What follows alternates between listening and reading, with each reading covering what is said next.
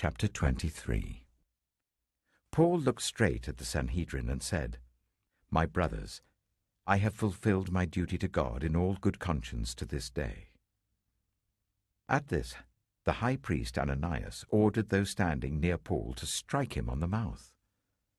Then Paul said to him, "God will strike you, you whitewashed wall. You sit there to judge me according to the law, yet you yourself violate the law by commanding that I be struck." Those who were standing near Paul said, "How dare you insult God's high priest?" Paul replied, "Brothers, I did not realize that he was the high priest. For it is written, 'Do not speak evil about the ruler of your people.'" Then Paul, knowing that some of them were Sadducees and the others Pharisees, called out in the Sanhedrin, "My brothers, I am a Pharisee, descended from Pharisees. I stand on trial because of the hope of the resurrection of the dead." When he said this, a dispute broke out between the Pharisees and the Sadducees, and the assembly was divided. The Sadducees say there is no resurrection, and that there are neither angels nor spirits. But the Pharisees believe all these things. There was a great uproar, and some of the teachers of the law who were Pharisees stood up and argued vigorously. "We find nothing wrong with this man," they said. "What if a spirit or an angel has spoken to him?" The dispute became so violent that the commander was afraid Paul would be torn to pieces by them. He ordered the troops to go down and take him away from them by force and bring him into the barracks.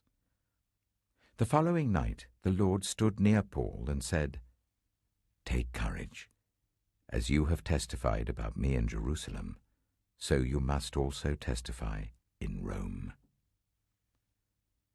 The next morning, some Jews formed a conspiracy and bound themselves with an oath not to eat or drink until they had killed Paul. More than 40 men were involved in this plot. They went to the chief priests and the elders and said, "We have taken a solemn oath not to eat anything until we have killed Paul. Now then, you and the Sanhedrin petition the commander to bring him before you on the pretext of wanting more accurate information about his case. We are ready to kill him before he gets here." But when the son of Paul's sister heard of this plot, he went into the barracks and told Paul. Then Paul called one of the centurions and said, "Take this young man to the commander. He has something to tell him." So he took him to the commander. The centurion said, "Paul the prisoner sent for me and asked me to bring this young man to you because he has something to tell you."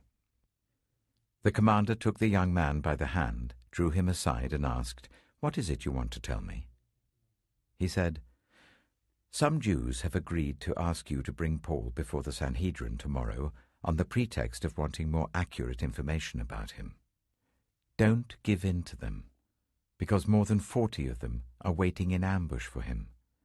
They've taken an oath not to eat or drink until they have killed him. They are ready now, waiting for your consent to their request." The commander dismissed the young man with this warning, "Don't tell anyone that you have reported this to me." Then he called 2 of his centurions and ordered them, "Get ready a detachment of 200 soldiers, 70 horsemen, and 200 spearmen to go to Caesarea at 9 tonight. Provide horses for Paul so that he may be taken safely to Governor Felix." He wrote a letter as follows: "Claudius Lysias, to His Excellency Governor Felix, greetings. This man was seized by the Jews, and they were about to kill him. But I came with my troops and rescued him, for I had learned that he is a Roman citizen. I wanted to know why they were accusing him, so I brought him to their Sanhedrin.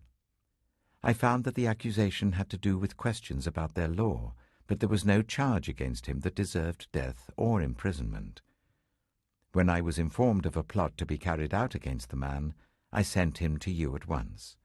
I also ordered his accusers to present to you their case against him." So the soldiers, carrying out their orders, took Paul with them during the night and brought him as far as Antipatris. The next day they let the cavalry go on with him while they returned to the barracks.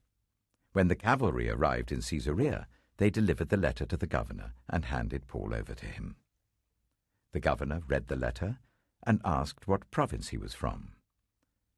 Learning that he was from Cilicia, he said, "I will hear your case when your accusers get here." Then he ordered that Paul be kept under guard in Herod's palace. Acts chapter 24. 5 days later, the high priest Ananias went down to Caesarea with some of the elders and a lawyer named Tertullus, and they brought their charges against Paul before the governor. When Paul was called in, Tertullus presented his case before Felix. "We have enjoyed a long period of peace under you, and your foresight has brought about reforms in this nation. Everywhere and in every way, most excellent Felix, we acknowledge this with profound gratitude. But in order not to weary you further, I would request that you be kind enough to hear us briefly. We have found this man to be a troublemaker, stirring up riots among the Jews all over the world. He is a ringleader of the Nazarene sect, and even tried to desecrate the temple. So we seized him. By examining him yourself, you will be able to learn the truth about all these charges we are bringing against him." The other Jews joined in the accusation, asserting that these things were true. When the governor motioned for him to speak, Paul replied, "I know that for a number of years you've been a judge over this nation, so I gladly make my defense. You can easily verify that no more than 12 days ago I went up to Jerusalem to worship. My accusers did not find me arguing with anyone at the temple, or stirring up a crowd in the synagogues, or anywhere else in the city.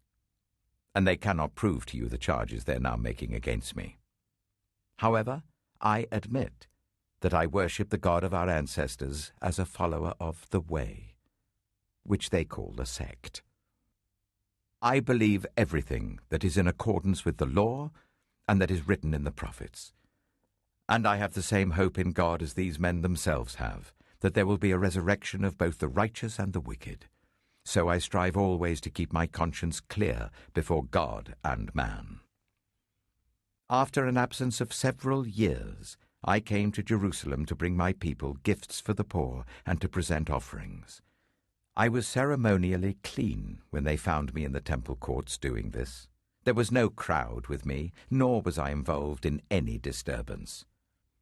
But there are some Jews from the province of Asia who ought to be here before you and bring charges if they have anything against me.